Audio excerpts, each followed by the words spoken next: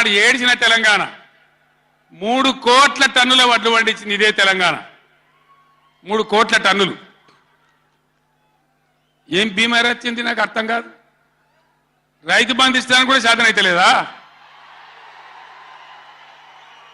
ఇంత దద్దమ్మలా రైతు బంధు కూడా ఇయ్యరా నియమ ఇస్తే ఇచ్చినవి ఇవ్వకపోతే ఇయ్యలే ఇస్తే ఇచ్చినవి ఇవ్వకపోతే ఇయ్యలే అన్నదాతలను పట్టుకొని రైతులను పట్టుకొని రైతు బంధు అడిగానని చెప్పుతోని కొట్టున్నట్టవా ఎన్ని గుండెలురా మీకు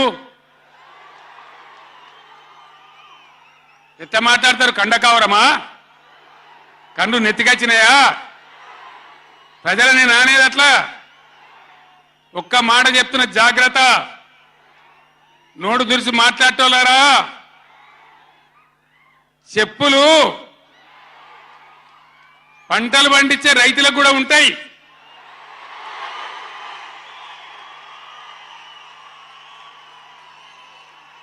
రైతుల చెప్పులు ఎట్లుంటాయి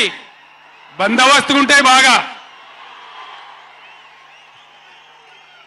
రైతుల చెప్పులు ఎట్లుంటాయి బందోబస్తుగా ఉంటాయి గట్టిగా ఉంటాయి ఒక్కటే చెప్పు దెబ్బతో మూడు పళ్ళు ఊసిపోతాయి దానికోసమైనా మీరు అడిగేది ఇది మర్యాదనా ఇది గౌరవమా ప్రజలను గౌరవించే పద్ధత నీకు చేత కాకపోతే మాఫ్ చేయండి జరగని వెనుక చరిత్ర అని చెప్పాలి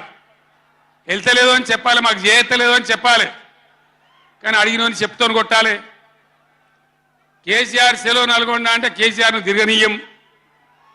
ఇంత మోగోళ్ళ కేసీఆర్ను తిరగనియారట తెలంగాణ తెచ్చిన కేసీఆర్నే తిరగనియారా ఏమి చేస్తారు చంపేస్తారద్దా చంపుతావా దా వ్యాపారం చంపుతావుదా కేసీఆర్ని చంపి మీరు ఉంటారా ఇది పద్ధత ప్రతిపక్ష పార్టీ తప్పకుండా ప్రజల సమస్యల మీద వస్తుంది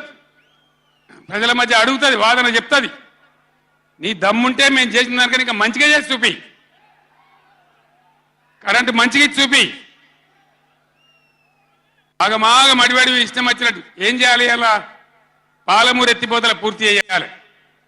దాని గురించి మాట లేదు ఖమ్మంలో సీతారామ ఎత్తిపోతల పూర్తి చేయాలి దాని గురించి ముచ్చట లేదు ఇంకా గురుకులాలు ఎక్కువ పెట్టాలి పేద పిల్లల గురించి ఆ ముచ్చట లేదు